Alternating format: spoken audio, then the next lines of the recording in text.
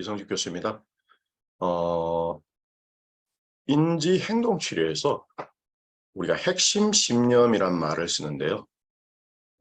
핵심 신념, 우리 자신에 대한 어떤 자기 이미지나 자기 개념, 자아 개념, 그리고 타인에 대한 어떤 우리가 부지불식간에 갖게 되는 타인관, 그리고 세상에 대해서 여러분이 가지고 계시는 무의식의 어떤 세상에 대한 믿음이나 신념, 또 하나 더 추가하면 미래에 대한 여러분이 평소에 가지고 있던 무의식적인 미래관, 이런 게 이제 우리가 인지 행동 치료에서 핵심 신념이라 부르는데요. 다른 말로 핵심 믿음, 핵심 신념, 어려운 말로는 이제 용어로는 전문가 용어로는 이제 인지의 세 관점, 3제 이렇게 이제 cognitive triad라고 부르는데요.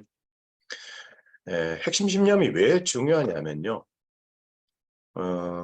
여러분들이 의식적으로 뭔가 결정을 한다고 하더라도 무의식 수준에서는 거의 핵심 신념이 여러분의 태도나 행동이나 감정에 영향을 많이 미칠 수 있다는 얘기죠. 예를 들면 이제 일을 하기도 전에 여러분들 가운데 자신감이 없거나 실패할까 봐 두려움, 또 못할까 봐에 대한 두려움, 그리고 또 사람들 만나기 전에 벌써 긴장을 하거나 뭔가 불편함이 일어난다. 이런 이제 자동적으로 이제 여러분들이 그런 느낌을 가지게 되면요.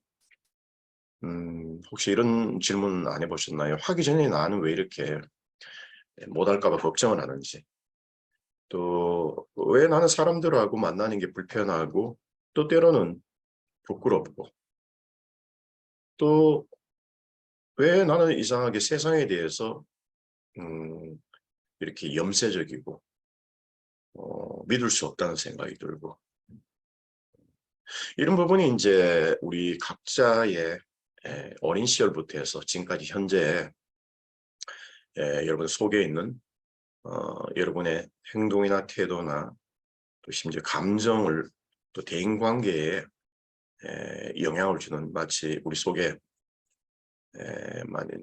이 운영 시스템, 이 인스톨 깔려있는 어떤 프로그램, 무의식 수준에서 여러분들이 이제 깔려있는 어린 시절의 경험을 통해서 가지게 되는 이제 내적 참조 틀, 또 다른 말로 이제 도식이라는 용어도 쓰는데 스키마, 우리가 이제 이 내 내면에 내가 어떤 도식이나 또 성격 구조를 가지고 있는지를 파악을 하지 못할 경우는요, 우리가 의식적으로 살아간다고 생각하지만 의외로 우리가 하는 자각이나 의식이, 우리는 의식적으로 생각할 수도 있지만 그 밑에 이 자각이나 심지어 이제 우리의 자각 상태도 무의식의 어떤 우리가 여러분들이 오랜 시간 가지게 된 성격의 어떤 부정적인 신념, 이게 이제 자리 잡고 있기 때문에 우리가 이 인식하고 자각하는 이 자체가 벌써 오염이 됐다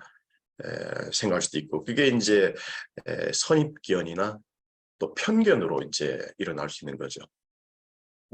흔히 이제 제가 잘 쓰는 비유가 안델센 동화에 미운 아기 오리를 이제 잘 드는데요.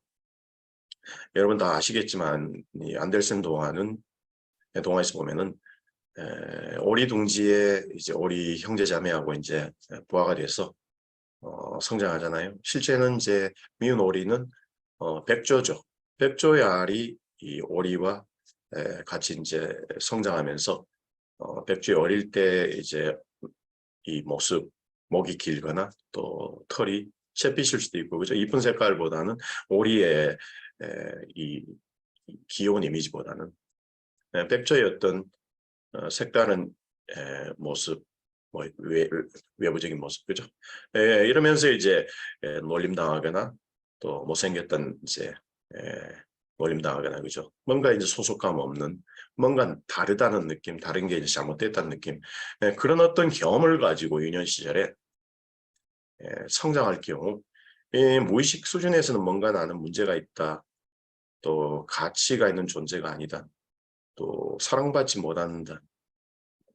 또 이렇게 무능한 존재 이런 식의 이제 우리 속에는 1차적으로 이제 어린 시절의 부모와 관계, 특히 주 양육자인 어머니로부터 어떤 수용, 관심, 지지, 칭찬, 수용, 이제 돌봄, 이 정서적인 욕구를 우리가 채우지 못할 경우는요, 이 무의식 수준에서의 이 부정적인 어떤 핵심 신념을 만든다는 얘기죠.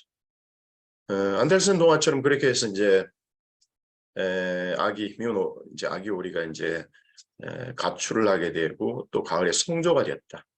그죠? 성조가 되는 상황인데 안델슨 동화에는 일단의 어떤 백조무리를 보면서 나도 백조였구나. 또 물에 비친 자기를 보고 동화는 어떻게 보면 해피엔딩으로 끝나지만은 제가 상담 현장에서 보면요. 실제로 내담자분들도 그런 경우를 많이 봐요. 실제로 현재는 유능하고 명문대 나오시고 또 대기업에 근무하지만은 여전히 예를 들면 이제 여직원인데 명문대 나오고 유능한 여성분인데도 남성분들이 와서 뭔가 데이트를 위한 어떤 시도, 눈도장을 찍기 위해서 뭐 커피 한 잔 사드릴까 해도 그렇고 이렇게 다가오잖아요. 남자분들이. 예. 그러면 이제 이 여성분의 호소 문제는 기분 나쁘고 남자 직원이 놀린다 이거죠.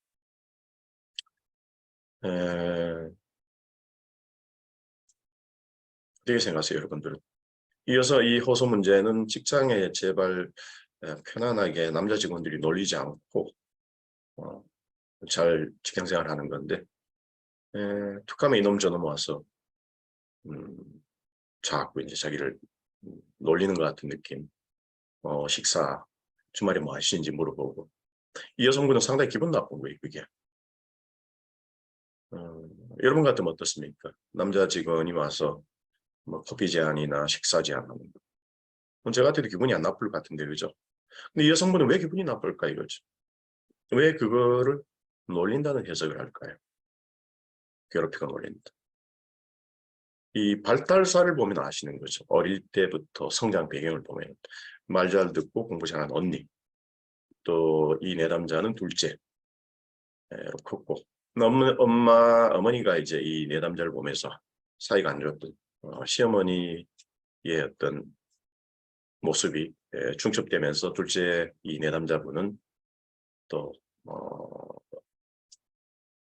시어머니를 하고 사이가 안 좋았기 때문에 이 내남자를 보면서 또 어머니는 언니하고 비교하고 이럴 때 어릴 때 이제 우리가 주 양육자인 특히 어머니로부터 수용 못 받고 비난이나 지적받으면은 그리고 또 형제 자매하고 비교당하면은 우리 속에는 뭔가 내가 문제가 있다는 생각이 들 수 있어요. 그게 이제 어릴 때 이제 만들어지고 성장하면서 또 그걸 극복하기 위해서 언니보다 더 열심히 공부하고 해서 더 좋은 대학교 가고 그렇지만 현재는 분명히 아님에도 불구하고 매력적이고 유능함에도 불구하고 우리 마음은 어린 시절에 그 형성이 된 그 도식이라고 그러는데요. 그 뿌리죠. 뿌리가 현재 우리의 대인관계든 나의 자존감이든 능력이든 모든 전방위적으로 이제 내 태도와 행동에 영향을 준다는 얘기죠. 아까 다시 돌아가면요. 미운 오리. 그 성조가 된 오리가 만약에 가을에 성조가 됐다. 그러면은 하늘에서 백마탄 백조 왕자가 내려와서 그 미운 오리 백조 처자한테 구애를 하면은 여러분들은 구애를 받아들일까요? 여러분이라면 그 구애를 받아들일까요? 안 받아들일까요? 백조 왕자가 와서 어떻게 생각하세요?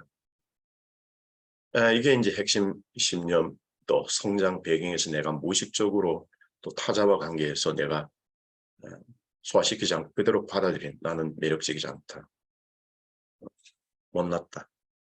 이런 게 이제 이 무의식에서 자리를 딱 잡고 있다가 어떤 기회가 왔을 때 우리는 중요한 기회의 순간마다 우리는 그 핵심 신념이 결정을 하는 데 있어서 잘못된 결정을 내릴 수 있게 만든다는 얘기죠. 우리 자신에 대한 어떤 내 속의 거를 이해하지 못하면요. 칼 융이 말한 것처럼 내가 검토하지 않은 나의 무의식이 내 운명이 된다는 말을 하거든요. 상당히 일리 있는 말씀이에요. 충분히 유능함에도 불구하고 충분히 매력적인 사람임에도 불구하고 왜 이렇게 나는 역기능적인 파트너 또 사람들을 만날까? 그 이면에는요. 끌어당김의 법칙, love attraction이라는 용어를 쓰지만 핵심 신념이 어떻게 보면은 작동하기 때문이죠. 예. 자, 오늘은 이제 핵심 신념에 대한 어떤 중요성을 말씀드렸고요. 차후도 사례를 좀 들면서 좀 더 쉽게 설명하도록 하겠습니다. 고맙습니다.